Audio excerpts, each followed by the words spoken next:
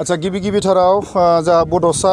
ओमफ्राय आर'नाइ रादाब ओमफ्राय एसएम निउस एन्ड जा प्रान्जल नार्जारी ना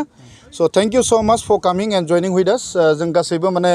कटनाव फरायजोबनाय जेसेबां जा फंबायमोन दं बिनानावमोन दङ आरो जों रिसेन्टलि कटननिफ्राय जों पास आउट जानाय आरो जा आदा सासे दंफैयो जोंनि माने माबानि मंगलदैनि स' जोङो माने स्टुडेन्ट हिसाबै एन्ड कटन कलेजनि फरायसा हिसाबै जों स्टुडेन्ट कमिउनिटिया मोनसेल' जों मेसेज होयो दुखुनि समाव जोङो गावनि माहारिनि गावनि सासे बिमानिनो जुदि बड'साफ्रा जुदि जायखिजाया खना खनलायाव माबा मोनसे दुखु जारला साद जारलाजों जुदि जुजिनो गोनां जायोब्ला जोङो बे हिसाबैनो जोङो फैदो जोंनि मेसेजआ बेनो जोङो बर'नि फिसा बर'सा आरो कटननि फिसा कटनाव फरायनायखौ जों कटनसा बुङो जों जयै फैनानै दिनै जोंनि आइ आफामोन जोंनि बिदा फंबायमोन जोंनि उन्दै नानि फंबायमोननो जोङो जोंनि हानाय केपासिटियाव जोङो बिराद फिसासायै जोङो मोनसे हाबाफारि फिसा जों लानानै फैदो जोङो माखासे जोङो जानाय लोंनाय जोङो होबाय आरो माखासे गाननाय जोमनाय जों लाबोदो ओमफ्राय लोगोसेयै जोङो माखासे बिथांमोना उन्दुनायाव हरनि समाव जिहेतु दैबब' जायगाया बेयाव स' जिहेतु माने दै सिखाङो जोङो बेयाव बिथांमोननो जोङो 20 खान माने जोङो बिसना जों बायनानै होदो रेडिमेड बिसना ओमफ्राय बिनि उनाव जोङो गथ'फोरनि थाखाय जोङो गाननाय जोमनाय जों एक्सट्रा जों लाबोदो आरो दा नैबे समाव जोङो स्टुडेन्ट हिसाबैथ' जोङो बेखौनो जों खावलायगोन आरो कटननि फिसा जायखिजाया नोङो जेनेबा समाजनि जायखिजाया खोलोबाव थाङोब्ला कटननि बिहोमाखौ नोंथांमोनाबो नुगोन नङा होमबा मोजां माने मेलेमजिबि समाजाव जोंनि कटनसाफ्रा मोजां खामानि मावनानै दं दा हरखाबै जोङो मैया साननैनि गेजेराव जोङो मालिगावआव आरो कटन मुलुग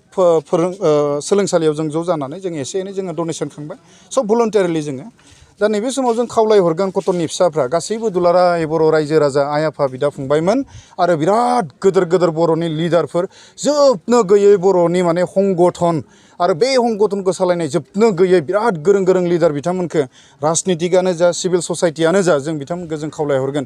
प्लिज मानगोनां सार आरो नोंथांमोन आरो दुलाराय बर' रायजो राजा नोंथांमोन दुखुनि समाव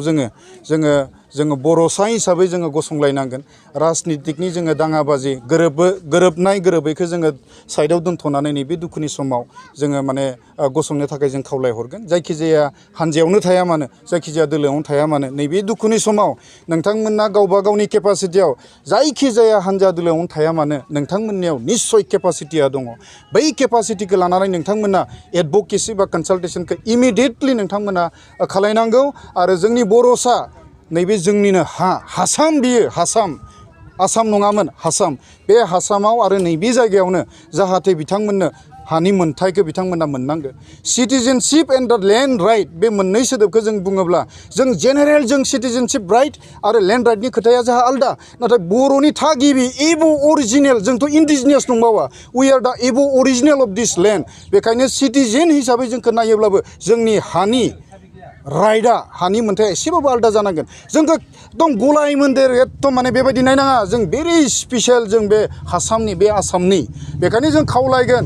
जायखिजाया पार्टियाव थाया मानो जोंनि मानगोनां दैदेनगिरि नोंथांमोना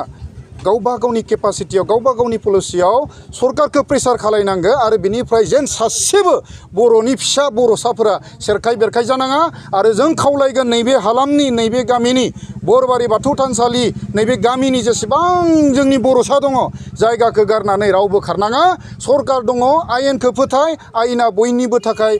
आयेननि मेगनाव जों बयबो समान दा बेखौनो जों खावलायहरगोन वी अल आर दा कटनसा स' दुखुनि समाव गसंनो थाखाय जों बयखौबो जों खावलायहरगोन गोजोन्थों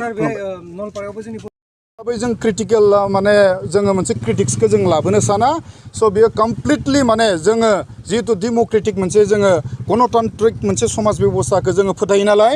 आरो जोङो भारतनिनो बा भारत नैबे हादरनि नैबे आसाम रायजोनि जोङो थागिबि आरो थागिबिसिन बहुद फाराग दङ दा बेखायनो जोङो बुंगोन जाय दा आथिखालाव सरकार सालायगासिनो बिथांमोना जेन खनले जुदि बेबायदि जाबाय थायोब्ला जोंनि समाज बेबस्था जायखौ जोङो बुङो डेम'क्रेसि जायखौ बुङो सिकिउलारिटि जायखौ जोङो बुङो संबिजिर बेयाव रायजो राजाया जों बर'आल' नङा अनेक गुबुन धोरोमफ्राबो फोथायनाय नङा जुदि जों जेब्ला जों फोथायनायानो गैला जाहैगोन अब्लानिया नोंथांमोना माबोरै सरकार सालायगोन अल्टारनेटिभखौ जोङो निस्सय जोङो साननो गोनां जागोन आरो बे अल्टारनेटिभखौ गोरों गोरों जोंनि लेखा गोरों सेंग्रा सिख्ला फरायसाफोरानो जागायजेनगोन दा बेखायनो सम थानायावनो समनि नैबे समावनो जाहाथे नोंथांमोना जोङो भारत सरकार आसाम सरकार आरो बड'लेण्डनि सरकारखौबो जों खावलायहरगोन जे नोंथांमोना कारेक्ट टाइमाव कारेक्ट जायगायाव फैनानै जे नोंथांमोना डायलगखौ स्टार्ट खालायो जों बेखिनिखौनो बुंगोन जोङो स्टुडेन्ट हिसाबै एज ए स्टुडेन्ट कमिउनिटि जोङो जेबो मोनसे गाज्रि जों मेसेज हरनो जोङो लुबैया पलिटिकेलि जोङो जेबो मोनसे क्रिटिसिजम बे मोनसे बुस्थुआव जोङो हाबनो साना जों मोनसेल' मेसेज